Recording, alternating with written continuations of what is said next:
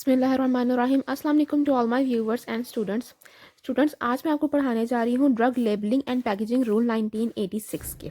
ठीक है, तो ये रूल्स हैं, ये एक्ट नहीं है, बल्कि ये रूल्स दिए गए हैं कि एक ड्रग को बेशक वो एक्सटर्नल यूज़ के लिए हो या इंटरनल यूज़ के लिए हो, कोई डिस्पोजेबल डिवाइस हो, बेशक वो सिरिंज हो या कैन्यूला हो या स्टेंट हो, ठीक है, या फिर कोई इंजेक्शन हो, यानी कि इन सब की लेबलिंग के रूल्स बताए गए हैं कि इनको किस तरह से जो है वो लेबल करना चाहिए। ठीक है, बेशक वो आपकी कोई भी जो है वो इंजेक्टेबल हो, मैंने जैसे आपको बताया, ठीक है, या फिर कोई आपकी खाने वाली मेडिकेशन हो। ठीक है, तो कोई भी इस तरह की चीज़ हो, उनको किस तरह से लेबल करना चाहिए, उसके क्या रूल्स हैं, वो आज हम लोग पढ़ेंगे। ठीक है, तो हम स्टार्ट करते हैं अपने लेक्चर को। ओके, तो हम देखते हैं कि सबसे पहले जो भी हम लोग एक्ट सब तक पढ़ते आए हैं और हमने जो भी रूल्स वगैरह पढ़े हैं, उनमें सबसे पहले क्या होता है कि एक सेक्शन होता है जिसमें डेफिनेशंस लिखी होती हैं। ठीक है, तो अभी उनमें से कुछ पर्टिकुलर डेफिनेशंस जो हैं, जो इंपॉर्टेंट है, वो मैंने यहाँ पर लिख दिया और आगे चल के भी मैं आपको बताती रहूँगी साथ साथ जो डेफिनेशन इंपॉर्टेंट होगी। ठीक है, तो सबसे पहले हम लोग ये देख लेते हैं कि इंटरनेशनल नॉन प्रोप्राइटरी नेम, ये वो नेम होता है जो कि ये वर्ल्ड हेल्थ ऑर्गेनाइजेशन ने दिया होता है या फिर फेडरल गवर्नमेंट ने दिया होता है ऑफिशियल गैजेट में। ठीक है, मतलब कोई भी ड्रग है जिसका नाम ऐसा है कि जो हर जगह वही रहेगा। ठीक है, मतलब वो किसी भी कंट्री में हो, अगर एक वर्ल्ड हेल्थ ऑर्गेनाइजेशन जब दे देती है तो पूरे ओवरऑल द वर्ल्ड जो है वो उस ड्रग का, उस मेडिसिन का जो है वही नाम होता है ये, और ये नॉन प्रोप्राइटरी नेम होता है। इस यानी कि इसको आप जेनेरिक नेम भी समहाउ कह सकते हैं। ठीक है, और यही नाम जो है वो अब मेडिसिन का वो चलता है, और फिर अब लेकिन जो मैन्युफैक्चरर्स होते हैं वो उसको अपने डिफरेंट ब्रांड का नाम दे देते हैं। जैसे एसिटामाइनोफेन सेम रहता है। ठीक है, लेकिन क्या होता है वो पैनाडोल भी बन जाता है, फेब्रोल के नाम से भी बनता है। ठीक है, तो मतलब मैन्युफैक्चरर उसको नाम दे देते हैं, लेकिन जो एसिटामाइनोफेन है अंदर या पैरासीटामोल है वो सेम चीज़ रहती है। ठीक है, इसी तरह जो एस्पिरिन है वो भी सेम चीज़ रहती है, और वो डिस्प्रिन के नाम से भी आता है, लोपरिन के नाम से भी आता है। ठीक है, तो यानी कि आपका इंटरनेशनल नॉन प्रोप्राइटरी नेम जो है वो ये क्या होता है, जो वर्ल्ड हेल्थ ऑर्गेनाइजेशन ने दिया हो, और एज द अदर नेम जो कि नोटिफाइड किया हो फेडरल गवर्नमेंट ने इन द ऑफिशियल गेजेट में।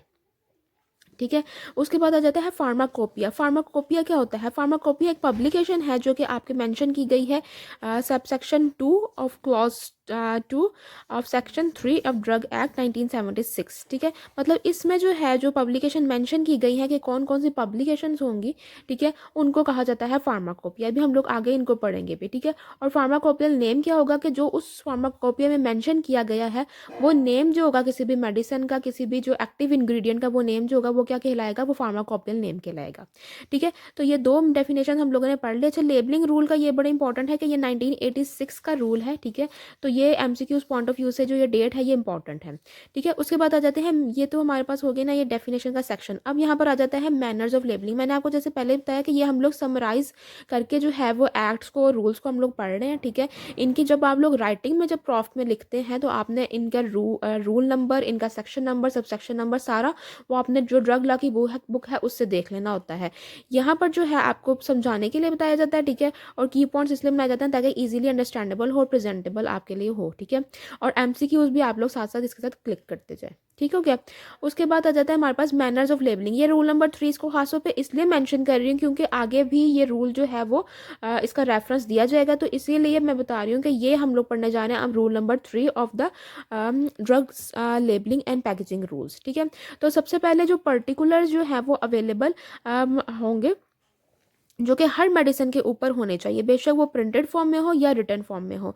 इन एडिबल इंक होनी चाहिए। ठीक है, इनर मोस्ट कंटेनर में भी होना चाहिए ड्रग का। ठीक है ना, और इसके अलावा यानी कि जो ड्रग का इनर मोस्ट कंटेनर है, जैसे वो कोई वायल है या एम्प्यूल है, उसमें भी होना चाहिए। ठीक है, और वो एम्प्यूल अगर किसी बॉक्स में है, ठीक है ना, कार्टन के या जो बॉक्स में होती है, ठीक है, उसमें भी ये मौजूद होनी चाहिए आपकी लेबलिंग। ठीक है, जैसे अगर मैं आपको एग्जाम्पल दूँ तो ये ओस्नेट डी का एक पैक है। ठीक है, अब लेबलिंग इसके ऊपर भी मौजूद होनी चाहिए। ठीक है, और अंदर जो ब्लिस्टर होगा ना उस पर भी जो है वो लेबलिंग होनी चाहिए। ठीक है ना, तो यानी कि इन दोनों पे बात की गई है, और ये इंक ऐसी है कि ये मिट नहीं सकती, इसको एडिट नहीं किया जा सकता। मतलब एक आम बंदा इसको पकड़ के जो है वो ऐसे एडिट नहीं कर सकता, ये मशीन के जरिए जो है वो प्रिंटेड होती है। ठीक है, और दूसरी बात हमारे पास यही दोनों रिक्वायरमेंट पूरी होगी। कॉन्स्पिक्यूअस मैनर भी आपको नजर आ रहा है, इजीली आप लोग रीडेबल भी है। ठीक है ना, और बहुत वाज़ेह तौर पर ये नजर आ रही है सारी चीज़ें। ठीक है ना, और और इसी तरह आपके इनर मोस्ट कंटेनर में भी, इनर मोस्ट वो कंटेनर हो, ठीक है, या है, ठीक है ना, बॉक्स जो आपकी मेडिसिन जिस बॉक्स में मौजूद है उसके ऊपर भी लेबलिंग होनी चाहिए, ठीक है। तो ये हमारी कुछ पर्टिकुलर रिक्वायरमेंट तो होगी पूरी, ठीक है। अब हम मजीद पर्टिकुलर्स में जाते हैं। एक तो जो है ड्रग का जो रजिस्टर्ड नेम है वो होना चाहिए, ठीक है। फिर इसके अलावा मतलब registered name, for an example अगर हम लोग देखें कि ये ऑस्नेट डी है, ये इसका ऑस्नेट डी ये रजिस्टर्ड नेम है। एग्जाम्पल लें तो मैथिकबाल इसका रजिस्टर्ड नेम है और मीकोबालामाइन ये नॉन प्रोप्राइटरी नेम है, ठीक है। यानी पूरी दुनिया में जो है ये ड्रग इसी नाम से जाना जाती है। अब ये जो मैथिकबाल है ना, ये हर जगह चेंज होता रहता है, यानी कि ये हाइकोबाल के नाम से भी आ जाता है, ठीक है ना, मीकोबाल के नाम से भी इसका इंजेक्शन आता है। तो डिफरेंट नेम से जो है वो इसके इंजेक्शन आते हैं, लेकिन ये जो मीकोबालामाइन है वो हर जगह सेम रहेगा, ठीक है। तो ये हमारे पास हो गया नॉन प्रोप्राइटरी नेम। और दूसरी बात आई कि अगर इस तरह का कोई भी नॉन प्रोप्राइटरी नेम मौजूद नहीं है, ठीक है ना, और ना ही ऐसा नेम मौजूद है जिसमें जो रजिस्ट्रेशन बोर्ड ने स्पेसिफिकली दिया हो, तो फिर जैसे इसके केस में आ जाती है बात कि अब ये एक इंग्रेडिएंट नहीं है इसके अंदर, ठीक है ना, इसके अंदर काफ़ी इंग्रेडिएंट है। तो फिर क्या होगा कि उसमें हम लोग क्या होगा कि उसका केमिकल नेम लिखेंगे ईच एक्टिव इंग्रेडिएंट का, प्लस उसका वेट कितना है, ठीक है। जैसे अगर हम लोग इसको देखें, ठीक है, तो अब हम लोग देख रहे हैं कि इसमें जो है हमारे पास कैल्शियम भी आ जाती है, ठीक है, कैल्शियम भी आ रहा है, फॉस्फोरस भी आ रहा है, ये इसका केमिकल नेम है ना, ठीक है, कोलेजन भी आ रहा है, विटामिन डी भी आ रहा है, ठीक है। तो उनके साथ उसकी मिलीग्राम्स लिखे हुए हैं कि कितने कितने मिलीग्राम्स में ये मौजूद है, ठीक है। तो इनका वेट भी मौजूद है और इनके केमिकल नेम्स भी मौजूद हैं, ठीक है, ये हो गया। उसके बाद आ जाती है अगर लिक्विड प्रेपरेशन है, जैसे अगर आपको कोई सिरप है, ठीक है ना, तो सिरप के ऊपर भी लिखा होता है कि 2 मिलीग्राम पर ml, ठीक है, या 5 प्रेपरेशन भी आ जाती है। और अगर लिक्विड प्रेपरेशन जो है वो पेरेंट्रल है, ठीक है ना, तो उसमें क्या अगर परसेंटेज वॉल्यूम आएगी, ठीक है ना, परसेंटेज की कितना परसेंटेज है पर ml में परसेंटेज। अच्छा, तो लिक्विड पेरेंट्रल प्रिपरेशन यानी कि कोई भी इंजेक्टेबल हो उसमें क्या अगर परसेंटेज बाय वॉल्यूम भी हो सकती है और ml में भी लिखा हो सकता है। जैसे आप यहाँ पर हम लोग देखते हैं, ये हमारे पास एक इंजेक्शन है डॉर्मिकम का, ठीक है, तो इसमें क्या है हमारे पास 5 मिलीग्राम पर 5 ml है, ठीक है, इसका मतलब 1 मिलीग्राम 1 ml के अंदर हुई, ठीक है। तो यानी कि इसमें जो है उन्होंने परसेंटेज के बजाय मेंशन करने के बजाय जो है उन्होंने मेंशन कर दिया है जस्ट mls में मेंशन कर दिया है, ठीक है। तो इसका उन्होंने परसेंटेज कंटेंट बता दिया। उसके बाद आ जाता है सॉलिड पेरेंट्रल प्रिपरेशन। जैसे हमारे पास जो एंटीबायोटिक्स जो पाउडर होता है ना, रिकॉन्स्टिट्यूटेड पाउडर, उसमें आपके पास होता है, उसमें भी आपने उसमें लिखा होता है कि इतने मिलीग्राम इतना वेट है पर मिलीग्राम, या ग्राम के अंदर या पर कंटेनर के अंदर इतना वेट है। तो ये चीज़ें स्पेसिफिकेशन, मतलब मेन बात क्या हो रही है कि उनका वेट स्पेसिफाई करना बहुत इंपॉर्टेंट है, ठीक है। जैसे अगर हम लोग यहाँ पर देखें कि ये मीकोबालामाइन है, ठीक है ना, तो ये अगर हमारे पास जो है सिर्फ 500 माइक्रोग्राम में आता है, तो हर जितने भी ब्रांड्स बनेंगे उसके ऊपर 500 माइक्रोग्राम ही लिखा होगा। अगर ये इसकी दो फॉर्मुलेशन है, 500 माइक्रोग्राम भी है, 1000 माइक्रोग्राम भी है, तो ये दोनों में आएगा, ठीक है। लेकिन इंजेक्टेबल ज़्यादातर 500 माइक्रोग्राम में ही होता है, ठीक है।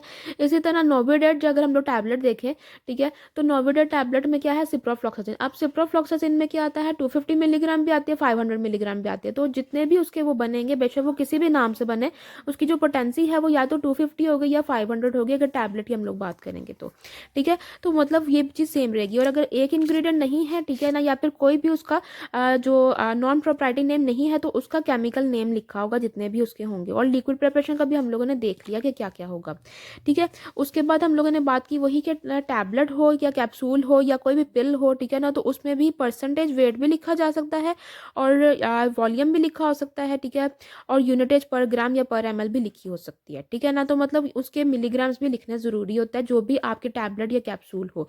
ये तो हम लोग लिक्विड प्रेपरेशन का देख रहे थे ना, लिक्विड प्रेपरेशन हो गई या लिक्विड पेरेंट्रल हो गया या सॉलिड पेरेंट्रल हो गया। अब यहाँ पर आगे टैबलेट्स और पिल्स, और उसमें भी मैंने जैसे आपको नोविडेट की एग्जाम्पल दी कि उसमें भी उसका वेटेज लिखना ज़रूरी है, ठीक हो गया। उसके बाद आ जाती है अलग एक नई रिक्वायरमेंट आती है, यानी कि यहाँ पर हम लोगों ने दो चीज़ें देख ली, एक रजिस्टर्ड नेम हमने देख लिया, ठीक है ना, एक हमने देख लिया कि उसका रजिस्टर्ड नेम क्या है, ठीक है। दूसरा हमने देख लिया कि उसका नॉन प्रोप्राइटरी नेम, या फिर हम लोग ने देख लिया कि उसका जो है अगर उसके कोई केमिकल नेम है और उसका साथ वेटेज, तो वो हम लोगों ने देख लिया, ठीक है। उसके बाद हमारे पास थर्ड जो रिक्वायरमेंट जो हमारा रूल है हमारा कि रूल नंबर 3 है कि रूल नंबर 3 के name and the principal place of the business of manufacturer, ठीक है। यानी कि अब जो नेम क्या है मैन्युफैक्चरर का और वो कहाँ पर जो है वो मैन्युफैक्चरर जो है वो मैन्युफैक्चरिंग कर रहा है, वो हम लोग देखेंगे, ठीक है। अगर हम लोग इसकी बात करें तो यहाँ पर हमारे पास क्या है मैन्युफैक्चर्ड बाय AGP लिमिटेड, ठीक है ना, ये हमारे पास इसका नाम है, नेम ऑफ द मैन्युफैक्चरर, यानी कि ये रिक्वायरमेंट भी पूरी हो गई। और ये मैन्युफैक्चरर का जगह कौन सी है, कराची, साइड कराची, उन्होंने पूरा एड्रेस लिख दिया, ठीक है।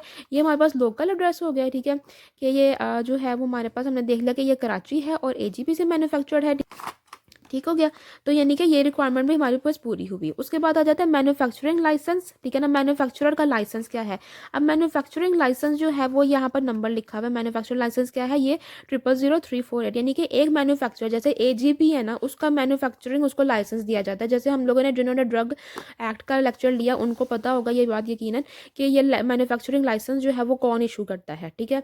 और फिर हर मैन्युफैक्चरर, अब एक मैन्युफैक्चरर डिफरेंट प्रोडक्ट्स बना रहा है, जैसे एजीपी का ये ओस्नेडी भी आती है, इसकी रिजिक्स भी आती है, ठीक है, इसका मिकोवेट इंजेक्शन भी आता है, टैबलेट भी आती है, ठीक है। तो इसके काफ़ी ज़्यादा प्रोडक्ट्स हैं। तो मैन्युफैक्चरर लाइसेंस जो है वो इसका यही रहेगा, ठीक है। लेकिन जो इसका रजिस्ट्रेशन नंबर हर ड्रग का ना, उसने अपना हर ड्रग अलग से रजिस्टर करवाना है, ठीक है। और हर ड्रग का रजिस्ट्रेशन नंबर जो है वो अलग होगा। जैसे इसका अलग है, ठीक है ना, 0555948 है, ठीक है ना। तो रिजिक्स का अलग होगा, मिकोवेट का अलग होगा, स्पैसफोन का अलग होगा। मतलब हर टैबलेट का जो है वो अलग रजिस्ट्रेशन नंबर होगा। हर जो प्रोडक्ट है मेडिसिनल प्रोडक्ट उसका रजिस्ट्रेशन नंबर अलग होगा। लेकिन अगर वो मैन्युफैक्चरर एक है तो ये मैन्युफैक्चरिंग लाइसेंस नंबर जो है वो सेम रहेगा। ठीक हो गया हमारे पास ये बात। तो यानी कि ये बात भी हमारे पास पूरी हुई, ठीक है। उसके बाद आ जाता है हमारे पास, उसके बाद आ जाता है हमारे पास कि जो है इसकी एक्सपायरी डेट भी मेंशन होनी चाहिए, ठीक है। तो हम लोग देखते हैं एक्सपायरी डेट भी मेंशन है, ठीक है। अगर हम लोग इसका टॉपिकल क्रीम वगैरह का देखें तो क्रीम्स में ये चीज़ें मेंशन है कि नहीं, ये हम लोग देख लेते हैं। तो जनाब हमारे पास क्रीम में भी जो है वो इसकी एक्सपायरी डेट लिखी हुई है 9/10/2025, ठीक है। और इसी तरह इसके भी जो है ये सिटल प्राइवेट लिमिटेड से बना हुआ है, मार्टिन डो का ये प्रोडक्ट है, फ्यूसिडम क्रीम, ठीक है। और इसका भी मैन्युफैक्चरिंग लाइसेंस है और इसका भी जो है हमारे पास रजिस्ट्रेशन नंबर है। रजिस्ट्रेशन नंबर हर ड्रग का, हर क्रीम का अलग होगा, हर टैबलेट का अलग होगा, जो भी मार्टिन डे से बन रही है। लेकिन जो manufacturing licence, as I told you before, के मैन्युफैक्चरिंग लाइसेंस हर एक का सेम रहेगा। मतलब एक कंपनी का मैन्युफैक्चरिंग लाइसेंस सेम रहेगा, ठीक है। अब हम लोगों ने देख लिया कि इसकी भी रिक्वायरमेंट पूरी है, इस पर भी एक्सपायरी डेट जो है वो मेंशन है हमारे पास, ठीक हो गया। यानी ये रिक्वायरमेंट भी हमारे पास पूरी हुई। उसके बाद आ जाता है हमारे पास उर्दू वर्जन होना चाहिए इन तीन चीज़ों का। Name of the drug Urdu में होना चाहिए, उसका डोजेज कितना है, या कोई भी इंस्ट्रक्शन है। इंस्ट्रक्शन में आपके पास आ जाती है direction to use and precautions, ठीक है। तो अब देख लेते हैं कि यहाँ पर जो है इसका उर्दू वर्जन जो है वो कंप्लीट हो रहा है कि नहीं। अच्छा, नेम ऑफ द ड्रग हमारे पास है, ठीक है। तो फर्स्ट रिक्वायरमेंट हमारे पास पूरी हुई, ठीक है। उसके बाद आ जाती है इसके डोजेजेस। डोजेजेस उन्होंने लिखा है कि ये डॉक्टर की हदायत के मुताबिक इस्तेमाल करें, ठीक है। उन्होंने मकदार या तरीका इस्तेमाल कर लिखा है कि डॉक्टर की हदायत के मुताबिक इस्तेमाल करें। और इंस्ट्रक्शन यानी हदायत कि तमाम दवाएं बच्चों की पहुंच से दूर रखनी है, रोशनी और गर्मी से महफूज रखना है, 30 डिग्री सेंटीग्रेड से कम, और सिर्फ रजिस्टर्ड डॉक्टर के नुस्खे पर फ़रोख्त किया जाए, ठीक है। तो मतलब उन्होंने इंस्ट्रक्शन भी दे दी, उन्होंने मकदार भी लिख ली, डोजेज भी लिख दी, ठीक है।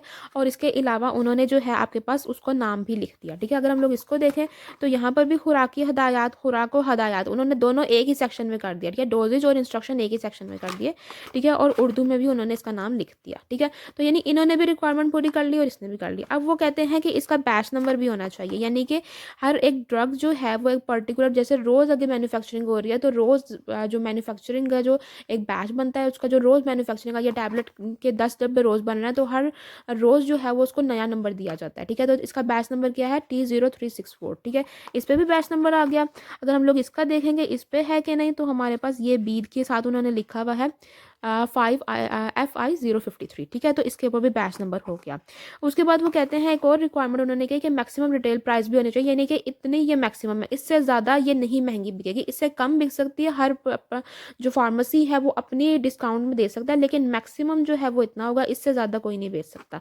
तो इस पर कितनी है MRP, मैक्सिमम रिटेल प्राइस लिखी हुई है 479, ठीक है। और इस पर कितनी लिखी हुई है आपके पास 400, इसमें RS लिख दिया मैं उन्होंने, ठीक है। इसमें लिखा है 400 रुपीज़, ठीक हो गया हमारे पास। तो यानी ये रिक्वायरमेंट्स हमारे पास पूरी हुई, ठीक है। ओके, तो नेक्स्ट बात क्या कहते हैं कि प्रोवाइडेड एज अ ड्रग, अगर वो पैकेज हुआ है किसी भी स्ट्रिप ऑफ पेपर में या ब्लिस्टर में या फॉयल में, ठीक है, या फिर वो एम्प्यूल में हुआ है जिसकी 2 ml से ज़्यादा कैपेसिटी नहीं है, मतलब बहुत छोटा एम्प्यूल है, या फिर प्रिंटेबल कोलैप्सिबल ट्यूब हो, जैसे ये है, ये प्रिंटेबल है और ये कोलैप्स भी हो सकती है, ठीक है ना, कोलैप्सिबल ट्यूब है। या फिर कोई भी ऐसा एम्प्यूल कंटेन कर रहा है जिसके अंदर स्टेराइल सूचर मौजूद है या लिगेचर मौजूद है, ठीक है। तो ये सफिशेंट होगा to give the information in the outer packaging containing such strips, foil, blister और एम्प्यूल। मतलब ये जितनी भी इंफॉर्मेशन है, अगर इस पर फॉर एन एग्जाम्पल जैसे अगर हम लोग ये देखें, ये तो 5 ml का इंजेक्शन है ना, तो थोड़ा बड़ा है, तो इस पर एज मैक्सिमम जितनी भी इंफॉर्मेशन दी जा सकती थी उन्होंने लिख दी है, ठीक है ना। लेकिन अगर बात ये वो कह कह रहे हैं कि अगर ये छोटा है, ठीक है ना, 2 ml की ज़्यादा इसकी कैपेसिटी नहीं है, या कोई ऐसी ट्यूब है जिस पे ये कोलैप्सिबल है वो नहीं इतनी है, या फिर अगर ये स्ट्रिप है, ठीक है। अब आप इस स्ट्रिप पे देखें तो इसमें उन्होंने फिर भी लिख दी है रिक्वायरमेंट्स, उन्होंने इस पर भी पूरी कर दी, लेकिन उन्होंने थोड़ी सी वो आपको वो दिया हुआ है, फ्रीडम दिया है कि अगर इस पे जो है वो सारी इन्फॉर्मेशन पूरी नहीं आती तो आपकी वो सफिशेंट है कि आप ये जो बॉक्स है ये इस पे इन्फॉर्मेशन दे दें, ठीक है ना। तो इन्होंने ये थोड़ी सा आपको मतलब मैन्युफैक्चरर को ये थोड़ा सा आपको एडवांटेज दिया। जैसे अगर हम लोग यहाँ पर देखें तो इन्होंने मैक्सिमम चीज़ें इन्होंने मेंशन की हुई हैं, जो भी रिक्वायरमेंट्स है ना वो सारा कुछ मेंशन है। अगर यहाँ पर देखें तो ये हमारे पास ये एक्सपायरी और बैच नंबर भी लिखा हुआ है, ठीक है ना। ये भी बड़ी इंपॉर्टेंट चीज़ होती है कि यहाँ पर ये एक्सपायरी और बैच नंबर इनग्रेव्ड उन्होंने किया होता है, ठीक है। तो इन्होंने ये सारी चीज़ें, तो ये रोल नंबर हमारे पास 3 हम लोगों ने देखे, 2-3 प्रोडक्ट्स देखे हमने, ये क्रीम देखी, हमने इंटरनल मेडिसिन देखी, ये हमने एम्प्यूल देखा, इस पर भी मैक्सिमम चीज़ें उन्होंने लिखी हुई हैं, ठीक है। मैन्युफैक्चरर की प्लेस उसका वो, ठीक है ना, जेनेरिक और ब्रांड नेम, ठीक है ना, उर्दू में उसकी वो लिखी हुई है, ठीक है। हाँ ये है कि इसमें हदायत नहीं लिखी हुई उर्दू में, क्योंकि ये एम्प्यूल का साइज़ छोटा है, इसके बॉक्स पे लिखी होती हैं, ठीक हो गया। तो ये हमने कुछ चीज़ें देखी जिसपे सारी फुलफिल कर रही थी, ठीक है। अब आ जाता है इंटरनल यूज़ के लिए, ठीक है।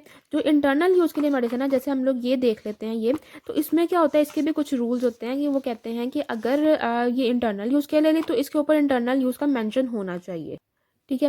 दूसरी बात वो ये कहते हैं to be sold on the prescription of the registered medical practitioner only, ठीक है ना। तो अब अगर ड्रग में जो है, अगर कोई भी ऐसी मेडिसिन, फॉर एग्जांपल ये हमारे पास बॉक्स आता है जिसके अंदर आप समझ लो कि क्या मौजूद है, कोई नींद की गोली मौजूद है, ठीक है। तो फिर उसके ऊपर लिखा होना चाहिए कि ये सिर्फ जो रजिस्टर्ड मेडिकल प्रैक्टिशनर है ये उसके नुस्खे पे जाएगी, ठीक है ना। हालांकि अब मेडिसिन देखें, ये क्या है, विटामिन सप्लीमेंट है, लेकिन स्टिल इसके ऊपर लिखा हुआ है to be sold on the prescription of the registered medical practitioner only, यानी ये सिर्फ जो रिकमेंडेड होगा उसी को दी जाएगी, मतलब जो रिकमेंड करेगा फिजिशियन सिर्फ उस पेशेंट को दी जाएगी। इंपॉर्टेंट है कि यहाँ पर जो है इसके ऊपर मेडिसिन के ऊपर मेंशन होना कि to be sold on the registered medical practitioner, ये मोस्ट ऑफ द मेडिसिन के ऊपर लिखा होता है। खासतौर पर वो ड्रग, यानी कि देखें अब इनकी तो अपनी चॉइस थी ना, यहाँ पर जो इन्होंने मेडिसिन मैंने आपको दिखाया कि ये तो इनकी अपनी चॉइस थी, हालांकि इसका ये इसमें ऐसे शेड्यूल में कुछ मेंशन है। शेड्यूल का मैं आपको बताती हूँ, शेड्यूल कौन से, अब क्योंकि बात हो रही है शेड्यूल की, if the contain the drug mention in the schedule. तो शेड्यूल में हमारे पास कौन कौन सी ड्रग्स आ जाती हैं, जो भी TNS स्टिमुलेंट्स हैं वो आ जाते हैं, ठीक है। जो भी आपके पास ड्रग जो अफेक्ट करते हैं यूटेराइन मोटिलिटी को, वो ड्रग्स आ जाते हैं शेड्यूल में। यानी कि ऐसा मेडिसिन जिसके अंदर ये वाला ड्रग होगा उसके ऊपर आपको ये वाली लाइन लिखना ज़रूरी है, to be sold on the prescription of the registered medical practitioner. मतलब ये मेडिसिन, ये वो कोई भी ऐसी जो प्रोडक्ट, मेडिसिनल प्रोडक्ट, बेशक वो आपके पास लिक्विड हो, सिरप हो, इंजेक्टेबल हो, या आपके पास टैबलेट हो, ठीक है, जिसके अंदर इसमें से कोई भी ड्रग मौजूद है तो उसके ऊपर ये लाइन लिखना, ये मेंशन करना ज़रूरी है। बेशक अब आपके पास अब कौन कौन से आ जाते हैं शेड्यूल में, CNS स्टिमुलेंट जो ड्रग अफेक्ट करते हैं यूटेराइन मोटिलिटी को, ड्रग जो इनहिबिट करते हैं हार्मोनल प्रोडक्शन, या कोई भी हार्मोनल जो होता है, हार्मोन जो होते हैं जिसके अंदर हार्मोनल मेडिसिन होती है, जैसे टेस्टोस्टेरोन होता है आपके पास, टेस्टोस्टेरोन मेडिसिन आ जाती है, ठीक है ना, या आपके पास आ जाती है नॉरेथिस्टेरोन। ये सारी जितनी भी हैं, ये जो भी स्टेरॉयडल प्रिपरेशन जैसे मिथाइलप्रेडनिसोलोन, डाइलाकॉर्टिल, जो भी आ जाती हैं, ये सारी आपके पास जो भी होंगी मेडिसिन उनके ऊपर ये लाइन लिखनी है, ठीक है। इसके अलावा नारकोटिक्स ड्रग या psychotropic substances, narcotic drug as per single convention और नारकोटिक ड्रग 1961, मतलब उसमें सारा कुछ इस कन्वेंशन में नारकोटिक्स ड्रग के बारे में दिख दिया गया, उसके रूल्स वगैरह सारा कुछ, ठीक है। और साइकोट्रोपिक सब्सटेंसेस जो कि mention as per convention on psychotropic substances 1971। तो ये दोनों डेट्स भी बड़ी इंपॉर्टेंट है कि ये कौन सा कन्वेंशन था, किस डेट्स को थे, ठीक है। तो इन ड्रग्स की भी जो है हम बता दी कि इनकी क्या रिक्वायरमेंट है, उनके ऊपर ये लाइन लिखी होनी ज़रूरी है, ठीक है। और इसको फॉलो भी करना चाहिए, ठीक है ना, इसको फॉलो भी करना है फार्मासिस्ट ने, कि उनको इसी चीज़ पे जो है सिर्फ रजिस्टर्ड मेडिकल प्रैक्टिशनर की ही जो प्रिस्क्रिप्शन आएगी उस पर देना है, ठीक है। फिर ऐसे ड्रग्स जिसमें 3% से ज़्यादा अल्कोहल है बाय द वॉल्यूम, तो वो मेंशन करेगा कि कितनी क्वांटिटी है अल्कोहल की, ठीक है ना, वो परसेंटेज में बताएगा, ठीक हो गया। उसके बाद आ जाती है एक्सटर्नल यूज़ के लिए, ठीक है ना, जो भी मेडिसिन जो एक्सटर्नल यूज़ के लिए होगी उसके ऊपर मेंशन होना ज़रूरी है कि ये एक्सटर्नल यूज़ की है। जैसे अगर हम लोग फॉर एन एग्जाम्पल कोई भी क्रीम उठा के देखते हैं, जैसे हमारे पास फ्यूसिडर्म आ जाती है क्रीम है, जिसकी एग्जांपल दे रही हूँ, तो हम लोग इसी को देख लेते हैं कि ये है कि नहीं। तो ये for the external use only उन्होंने लिखा हुआ है, तो यानी कि हमारे पास ये रिक्वायरमेंट भी ये पूरी कर रहा है, ठीक है। उन्होंने उर्दू में भी लिखा है सिर्फ बैरूनी इस्तेमाल के लिए, ठीक है। तो अब तक की ये जो क्रीम है ये सारी रिक्वायरमेंट जो है वो फुलफिल कर रही है, ठीक है। फिर उसके बाद आ जाता है फिजिशियन सैंपल। अच्छा, यहाँ पर एक इंपॉर्टेंट बात यह है कि जो भी ड्रग इंटरनल यूज़ के लिए हो या एक्सटर्नल यूज़ के लिए हो या फिजिशियन सैंपल हो, मतलब कोई भी चीज़ जो हम लोग बता रहे हैं, इन सब में रूल नंबर 3 अप्लाई होगा। और रूल नंबर 3 के इन एडिशन ये सारी रिक्वायरमेंट्स है। जैसे अब यहाँ पर हमने देखा, इसमें हमने देखा कि रूल नंबर 3 हर तरह से अप्लाई हो रहा था, लेकिन क्योंकि ये एक्सटर्नल प्रिपरेशन है तो हमने कहा रूल नंबर 3 के साथ साथ ये लाइन भी लिखी होनी ज़रूरी है फॉर एक्सटर्नल यूज़ ओनली, तो ये इसको भी फुलफिल कर रहा था। अब अगर कोई गवर्नमेंट सप्लाई है या वेटरनरी यूज़ है तो उसके अलावा मतलब उसमें रूल नंबर 3 से सारी जो रिक्वायरमेंट है वो होना लाजमी है। मतलब उसका ब्रांड नेम, उसका जेनेरिक नेम, उसका वेटेज कितना है, ठीक है, उसका बैच, एक्सपायरी, मैन्युफैक्चरिंग, हर चीज़ उसकी मेंशन होनी चाहिए। In addition to rule number 3 ये लाइन भी मेंशन होनी चाहिए एक्सटर्नल प्रोडक्ट्स के लिए। ठीक हो गया। उसके अलावा कुछ होते हैं मैन्युफैक्चरर जो फिजिशियंस को सैंपल देख के जाते हैं कि मतलब उसने जो है फिजिशियन ने खुद देना होता है मतलब अपने पेशेंट्स को, ठीक है, और उसके ऊपर ये लिखा होना ज़रूरी है कि ये फिजिशियन सैंपल है, ये सेल के लिए नहीं है। आपने अक्सर देखा होगा कि आपको डॉक्टर्स देते हैं जिसके ऊपर लिखा होता है ये, जिन क्लिनिक्स पे डॉक्टर ने अपने सैंपल पढ़े होते हैं, कुछ डॉक्टर्स फ्री दवाइयाँ देते हैं और वो उन दवाइयों के ऊपर ये लिखा होता है कि ये फिजिशियन सैंपल है, सेल के लिए नहीं है। ठीक है। फिर उसके अलावा वो सप्लाई जो किसी गवर्नमेंट हॉस्पिटल को दी जा रही हो या सेमी गवर्नमेंट एजेंसी को दी जा रही हो या ऑटोनमस बॉडी किसी को भी दी जा रही हो, तो उसके भी कुछ रूल्स हैं। उसका नंबर 1 ये है कि जो गवर्नमेंट सप्लाई होगी, खासतौर पे जो गवर्नमेंट भिजवा रही है, ठीक है, गवर्नमेंट हॉस्पिटल में या सेमी गवर्नमेंट इंस्टीट्यूट में, उसमें क्या है कि उसका पैकेजिंग जो है should be in the green colour. मतलब पाकिस्तान ग्रीन जो कलर है ना, पाकिस्तान ग्रीन कलर का वो किससे रिजेंबल कर रहा है, जो फ्लैग का कलर है। थोड़ी बहुत वेरिएशन अलाउ की गई है लेकिन बस रिजेंबल किया गया है कि वो ग्रीन कलर होना चाहिए। एक तो नंबर 1 ये। दूसरा, गवर्नमेंट का लोगो होना चाहिए। जैसे पंजाब गवर्नमेंट हो तो पंजाब गवर्नमेंट का लोगो होना चाहिए उसके ऊपर, ठीक है। ये हो गया, यानी कि ग्रीन कलर हो गया उस पूरी पैकेजिंग को। जैसे ये तो हमारे पास वाइट पैकेजिंग है ना, वो पूरी ग्रीन होती है। अगर किसी ने हॉस्पिटल में काम किया तो उसने ज़रूर देखा होगा कि वो ग्रीन कलर की पैकेजिंग होती है सारे प्रोडक्ट्स की, ठीक है। उसके ऊपर गवर्नमेंट का लोगो होता है और रेड कलर में लिखा होता है, रेड राइटिंग में लिखा होता है, उर्दू और इंग्लिश दोनों में, क्या चीज़ कि ये गवर्नमेंट सप्लाई है and it is not for sale. Okay. So उसके बाद आ जाता है वेटरनरी मेडिसिन वो जो जानवरों के इस्तेमाल के लिए, उसके ऊपर भी मेंशन होना चाहिए कि ये जो है वेटरनरी यूज़ के लिए है और वो भी रेड इंक से मेंशन होना चाहिए, ठीक है ना। और ये जो है वेटरनरी यूज़ के लिए होती है, ठीक है। तो मतलब ये जो चीज़ है ये भी रेड इंक में मौजूद होनी चाहिए। उसके बाद आ जाती है ट्रांसपेरेंट रैपर। एक होता है ट्रांसपेरेंट रैपर जो मेडिसिन के ऊपर बॉक्सेस के ऊपर अक्सर उन्होंने दिया होता है, इसकी कवरिंग होती है, इसके ऊपर ही समटाइम्स कवरिंग होती है। यूजुअली जो है वो आपके पास जो क्रीम्स आती हैं मेडिकेटेड कॉस्मेटिक्स उनके ऊपर ये लगी होती है, ठीक है, वो रैपिंग। उसके ऊपर लेबलिंग का होना ज़रूरी नहीं है, ठीक है। उसके बाद आ जाते हैं नॉन स्टेराइल जो सर्जिकल सूचर या लिगेचर होते हैं जो अभी स्टेराइल नहीं हुए होते हैं, उनके ऊपर भी रेड कलर से इन एडिबल इंक से ये मेंशन होना चाहिए कि ये नॉन स्टेराइल सर्जिकल सूचर और लिगेचर है और इसको ऑपरेशन ह्यूमन पे जो है वो ऑपरेशन नहीं करना अनटिल कि ये प्रॉपरली स्टेरलाइज हो जाए, ठीक है।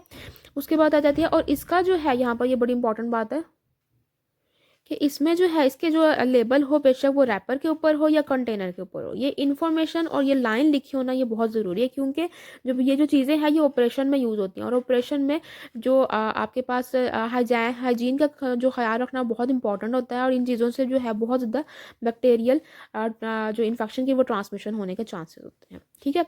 उसके बाद आ जाता है लेटर ऑफ स्पेसिफिकेशन, यानी कि ये लेटर ऑफ स्पेसिफिकेशन का मेंशन होना भी ज़रूरी है, यानी कि ये दवाई किस स्पेसिफिकेशन के अकॉर्डिंग बनाई गई है, किस फार्माकोपिया के अकॉर्डिंग। जैसे आ जाता है पाकिस्तान फार्माकोपिया आ जाता है हमारे पास, इंटरनेशनल फार्माकोपिया आ जाता है, यूरोपियन फार्माकोपिया EURP लिखा होता है, ठीक है ना, BP ब्रिटिश फार्माकोपिया BPC लिखा होता है, ब्रिटिश फार्मास्यूटिकल कॉडेक्स होता है, ठीक है ना, या यूनाइटेड स्टेट नेशनल फार्मुलेरी, ठीक है। अब हम लोग देखते हैं जो हमारे पास प्रोडक्ट्स जिनको हम एग्जाम्पल के तौर पर ले रहे हैं वो किन किन जो है वो स्पेसिफिकेशन से बनी हुई हैं। ओके। तो ये जैसे हमने ये क्रीम की एग्जांपल ले रहे हैं, अब हम लोग ईच ग्राम कैन कंटेन कर रहा है फ्यूसिडिक एसिड, ठीक है ना, BP। अब BP से क्या मतलब है, ब्रिटिश फार्माकोपिया, ठीक है। यानी ये ब्रिटिश फार्माकोपिया के अकॉर्डिंग बनी हुई, मतलब ये उन्होंने ब्रिटिश फार्माकोपिया के अकॉर्डिंग ये लिया है, ठीक है। और इसकी इतनी मिकदार है और हाइड्रोकोर्टिसोन एसीटेट भी BP के अकॉर्डिंग लिया हुआ है उन्होंने, ठीक है।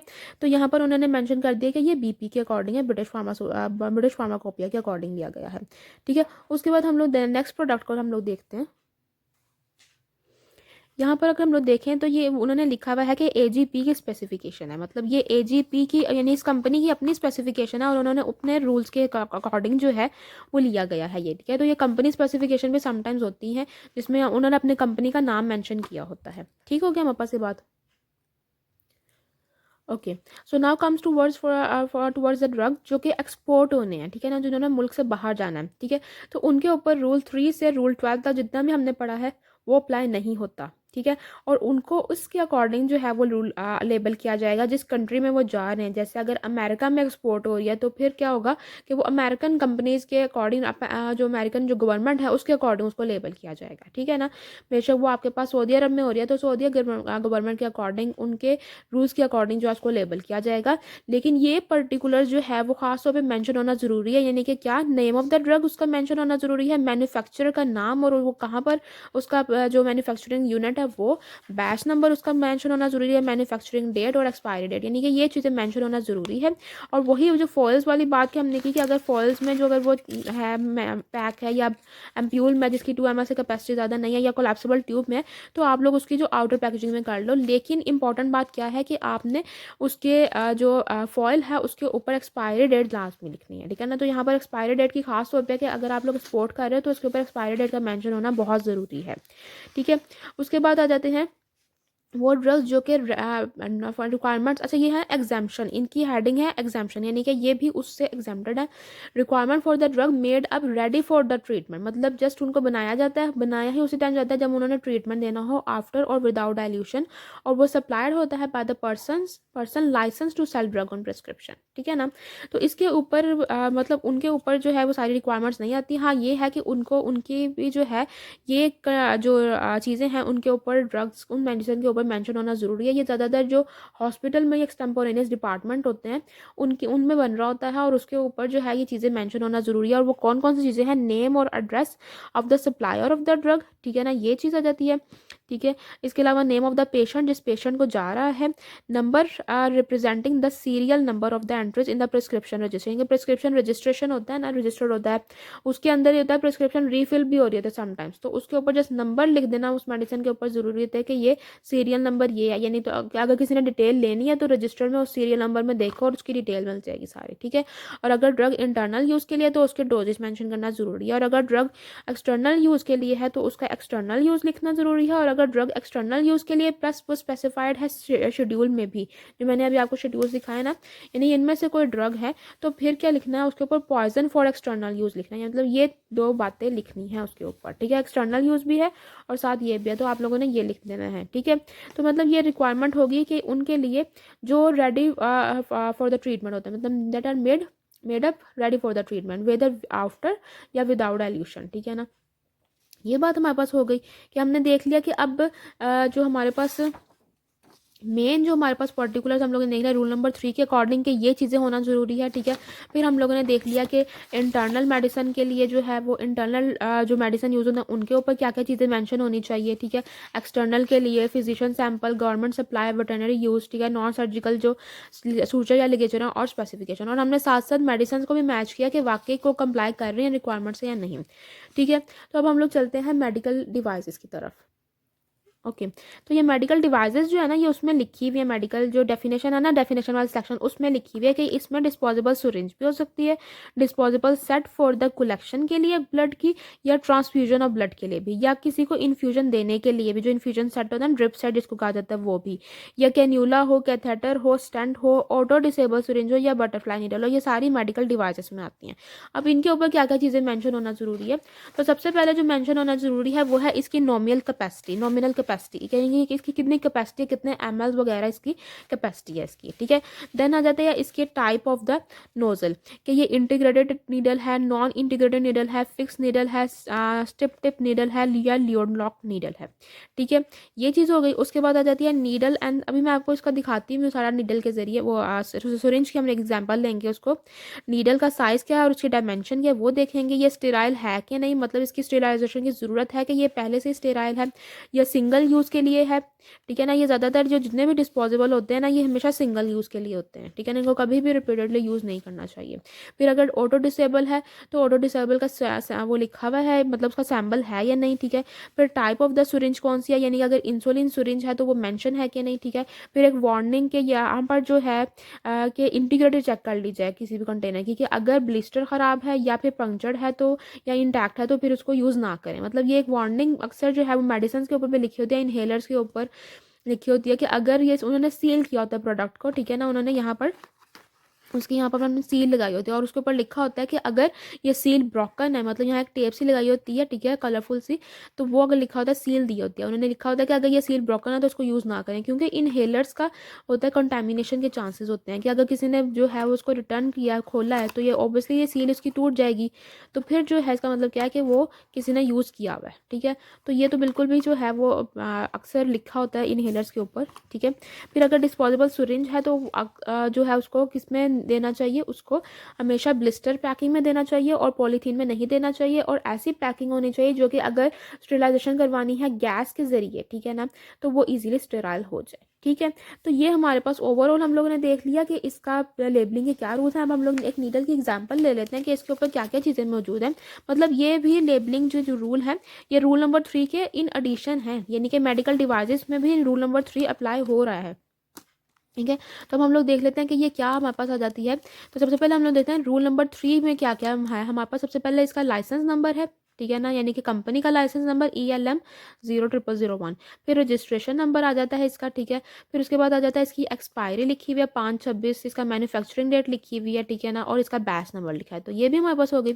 उसके बाद उन्होंने इंस्ट्रक्शंस भी दी हुई हैं कि ये जरासीम से पाक ना होने की सूरत में कि अच्छा, जरासीम से पाक होने की गारंटी पैकिंग लीक ना होने की सूरत में, यानी कि अगर ये पैकिंग लीक नहीं होती, ठीक है, तो फिर इसका मतलब है कि ये जरासीम से पाक है। अगर कहीं से भी ये पैकिंग लीक है या ये फटा हुआ है तो फिर उसकी कोई गारंटी नहीं दी हुई उन्होंने, ठीक है। सिर्फ एक बार इस्तेमाल के लिए, यानी कि फॉर द सिंगल यूज़ उन्होंने ये मेंशन कर दिया है, ठीक है ना। और उसके बाद आ जाती है कि ये साफ़ और मुश्तरक सॉरी साफ खुश्क और हशरा से पाक जगह पे रखना है, ठीक है ना, यानी कि store in clean dry and insect free location में रखना है। Sterility not guaranteed if the envelope is punctured, ठीक है ना। तो यानी कि इंग्लिश में भी उन्होंने दे दी और उर्दू में भी उन्होंने दे दी। मैन्युफैक्चरिंग लिख दिया उन्होंने, मैन्युफैक्चरर कौन है उसका, और उसका एड्रेस भी लिख दिया, ठीक है। तो यानी कि यहाँ पर सारा रूल नंबर 3 अप्लाई हो रहा है, ठीक है। ISO सर्टिफाइड है, यानी कि ये उसकी सर्टिफिकेशन भी हमें मिल गई है, ठीक है। उसके बाद आ जाती है सर्टिफाइड कंपनी हमारे पास है, ठीक है।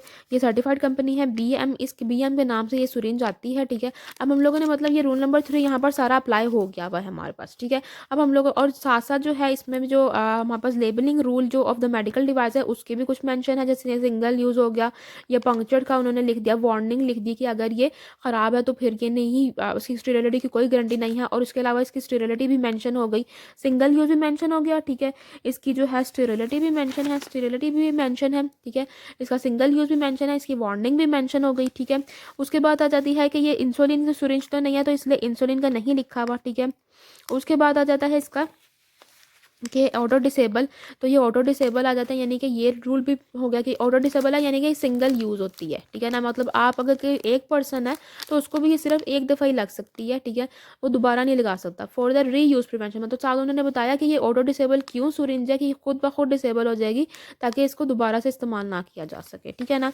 उसके बाद इसकी नॉमिनल कैपेसिटी हम लोगों ने देख ली कि जो 3 ml उन्होंने कैपेसिटी लिखी हुई है। नीडल का साइज़ और डायमेंशन उन्होंने लिख दिया 24x1, ठीक है। साथ उन्होंने उसके MM लिखे हुए हैं कि कितने ये MM की है, ठीक हो गया ये। और उन्होंने बताया हुआ कि इसकी स्टेरिलाइजेशन कैसे हुई है, by the ethylene oxide gas के जरिए, ठीक है ना। मतलब इथाइलिन गैस ऑक्साइड के जरिए इसको स्टेराइल किया हुआ है, ठीक है, क्योंकि ये स्टेरिलाइजेशन के जरिए इसी तरह से होती है ये, ठीक है। और नॉन बायोजेनिक है और नॉन टॉक्सिक है ये, ठीक है। तो ऑलमोस्ट हर चीज़ जो है, अच्छा ये नोजल तो है नहीं तो इसलिए उन्होंने लिखा नहीं हुआ इसमें, ठीक है। बाकी ये है कि ये हम जो है वो ऑटो डिसेबल होती है। और इसके अलावा अगर हम लोग देखें इसमें ऊपर क्या लिखा है, तो इसके ऊपर इसकी मैक्सिमम रिटेल प्राइस भी लिखी हुई है जो कि 25 रुपये है, ठीक है। तो यानी कि यहाँ हम लोगों ने देख लिया कि बेशक वो डिस्पोजेबल हो, मेडिसिन हो इंटरनल यूज़ के लिए या हो एक्सटर्नल यूज़ के लिए, या हमारे पास जो इंजेक्शन की हम एग्जांपल ले रहे हैं वो हो, यानी कि हर चीज़ जो है वो उसको फुलफ़िल कर रही है, ठीक है ना। हर चीज़ जो है वो जो हमारे लेबलिंग रूल्स हैं, क्योंकि ये पाकिस्तानी प्रोडक्ट्स हैं तो ये हर चीज़ इसको फुलफ़िल कर रही है। ये कौन कौन से जो है हमारे पास आ जाती हैं रिक्वायरमेंट्स हैं, कौन कौन से रूल्स हैं, और किन किन जो जगह पे क्या क्या चीज़ें मौजूद हैं। जैसे एक्सटर्नल है तो उसके लिए क्या मेंशन होना ज़रूरी है, for the external use mention है, ठीक है ना। और इसके अलावा अगर ये इसकी है तो इसकी नॉमिनल कैपेसिटी, इसकी स्टेरिलिटी, किस तरह से इसको स्टेराइल किया है, इसकी डायमेंशन क्या है, इसकी रूल 3 सारा अप्लाई हो रहा है कि नहीं, ठीक है ना। ऑटो डिसेबल है तो उसका साइन, मतलब हर चीज़ ईच एंड एवरीथिंग इसमें मेंशन है। ठीक है, तो दिस इज़ ऑल अबाउट के हम लोगों ने पढ़ा drug labelling and packaging rule 1986। ठीक है, तो अगर कुछ भी आपको समझ ना आया तो आप कमेंट्स में भी मुझसे पूछ सकते हैं और फेसबुक पेज के थ्रू भी मुझसे कॉन्टैक्ट कर सकते हैं। ठीक है, अपने फ्रेंड्स के साथ इस लेक्चर को ज़रूर शेयर कीजिएगा और मेरे चैनल को ज़रूर सब्सक्राइब कीजिएगा। अंटिल नेक्स्ट वीडियो, अल्लाह हाफिज़।